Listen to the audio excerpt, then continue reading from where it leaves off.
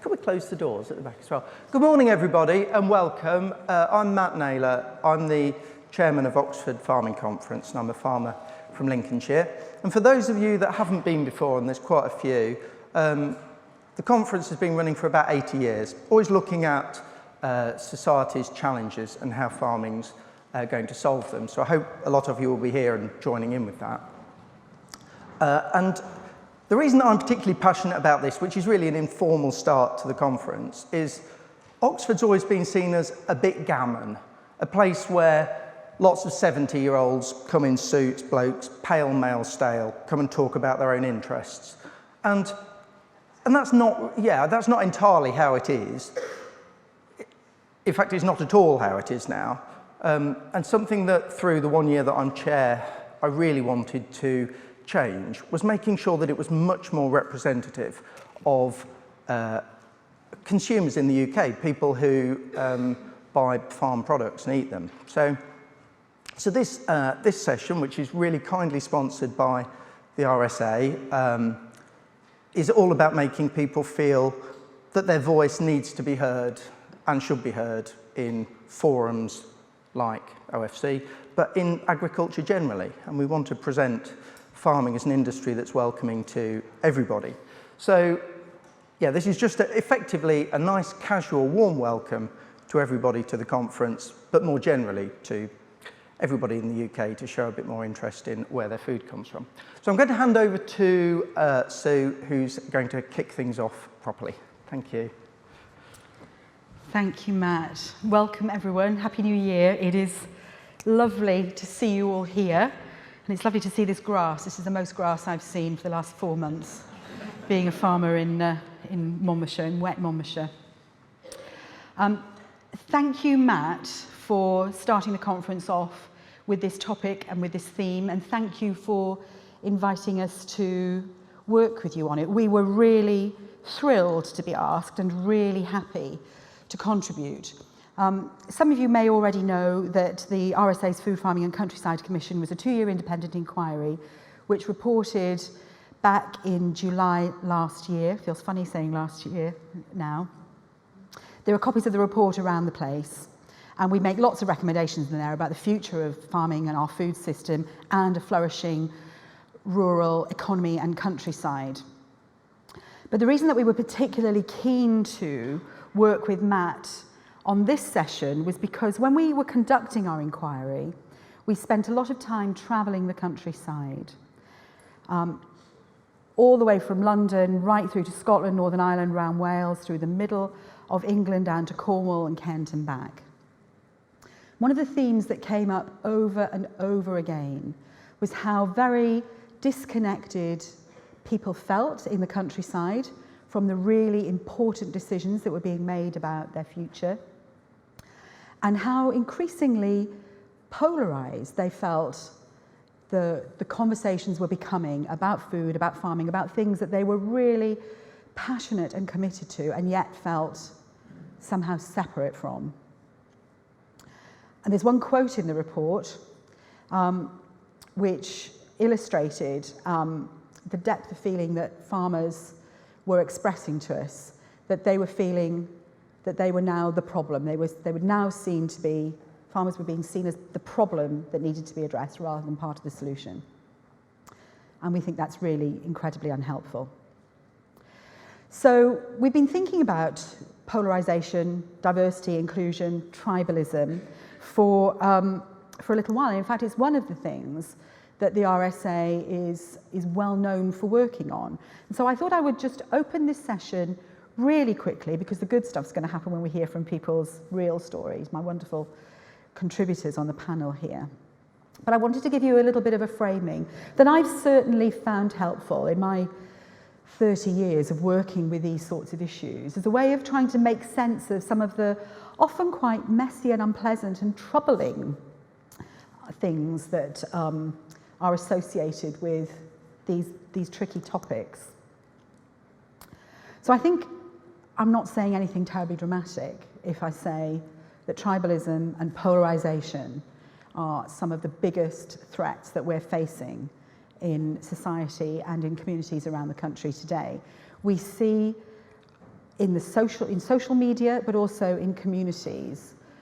The really kind of angry and contested conversations, arguments, that are really getting in the way of focusing attention on what's really, really important. But how do we make sense of that? How do we understand that? Some people say that, some people have some really rather unhelpful explanations, that those people over there are a bit thick and that's why they think those things, or those people over there are completely disconnected from reality. So we have explanations that problematize those other people that are not like us, but are there any other explanations that are perhaps more helpful in working our way through this? So the phrase in the neuroscience is belonging and othering. So this is a neuroscience perspective, which essentially builds on the growing body of work that explains how we have evolved, in fact, to make very rapid judgments about who we call us and who we call them. So over 125,000 years of evolution, we have learned to look, judge, and categorize. As my daughter puts it, whether the people coming over the hill want to marry us or whether they might want to eat us. And that's essentially a really fundamental feature of what makes us human. But it has huge implications. So to feel that we belong somewhere is perhaps one of the most important things that can happen to us in society. We feel safe, we feel secure, we feel understood, we feel connected. And that's a really, really fundamental need as social beings. But if we feel that we don't belong, if we feel that we're not part of that, we can feel incredibly marginalized, anxious, and disconnected. And some of the ways that we do that are structural: race, sex, sexuality, disability. But there are all sorts of other ways that we are now othering people who are fundamentally part of our social world. You know, are you Brexit or are you a Remainer? Are you eating meat or are you vegetarian or vegan? So we have all sorts of ways of categorizing people to describe whether they are like us or not like us. But it's becoming not just an interesting way of categorizing, it's being used in a really dangerous way. So as I said, it's the unconscious mind that is at work when we go through the processes of working out who's like us and who's not like us.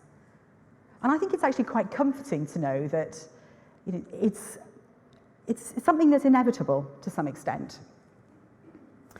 That process of deciding whether you're like me or not like me goes on in our unconscious mind.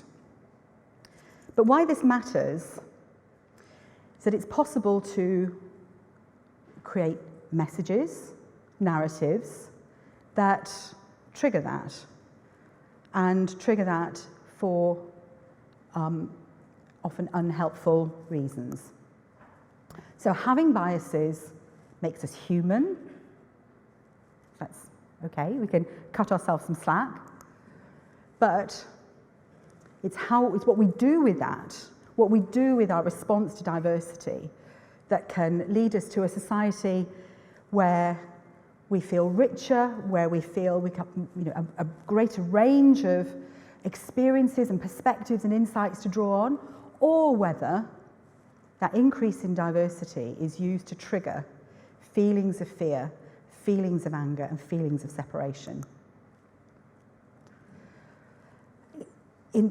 Essentially, we create what in psychology we call the dominant culture, and then the other culture. And the dominant culture, in fact, can be in all sorts of different places. We can have a national dominant culture, but you can have a dominant culture in your household, in your family. I don't know if you hear things like this. I hear it all the time in my family. You're just like your father. You're much more like your mother. Or, you know, in this village, this is how we do things. And if you've come in from a different village, then you don't really quite understand how things work around there. So being part of the in-group and being part of the out-group can happen at the micro level, but also at the societal level. And it has really serious effects. So if you're in the in-group, you will look around and see people as individuals. But when you look at the out-group, you'll say, well, they're all the same, aren't they?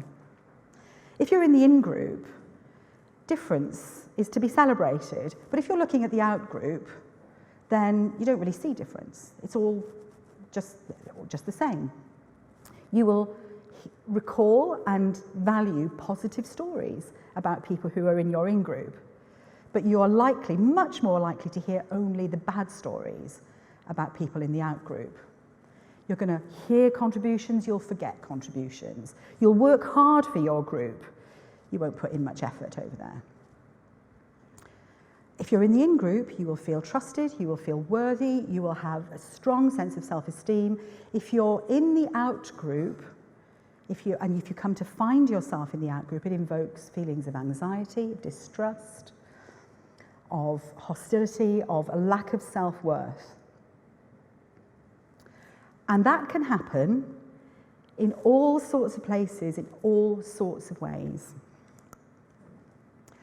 So in the dominant culture, you start to stereotype, or you feel that you need to tell people how to behave, educate them, or you start excluding or marginalizing. At the extremes of this, as we've seen in places like former Yugoslavia and Bosnia, in Rwanda, when whole countries engage in othering whole races, then ethnic cleansing can happen. So the thing that starts out as a psychological process can turn into a really, really serious issue. Now, I think it's not stretching the conversation too far to say that in the polarized times in which we live right now, many of us are experiencing the effects of absolutely